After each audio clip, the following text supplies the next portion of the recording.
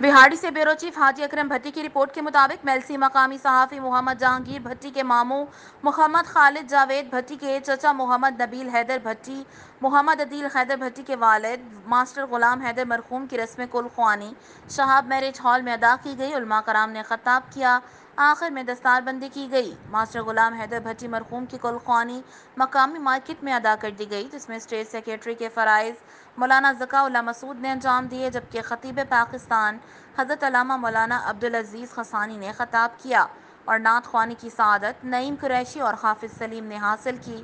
اس موقع پر عبدالغفار، میاں نسیم محمود قاضی، میاں فہیم اقبال قاضی، شیخ محمد سلیم، سجاد احمد سعیدی، ماسٹر ریاض حسین شاہ، قاری رفیق احمد، محمد جاوید بھٹی سمیت دیگر علماء کرام، وکلاء برادری، اساتذہ کرام اور سماجی و سیاسی شخصیات نے کثیر تعداد میں شرکت کی۔ آخر میں دستار بندی کی گئی۔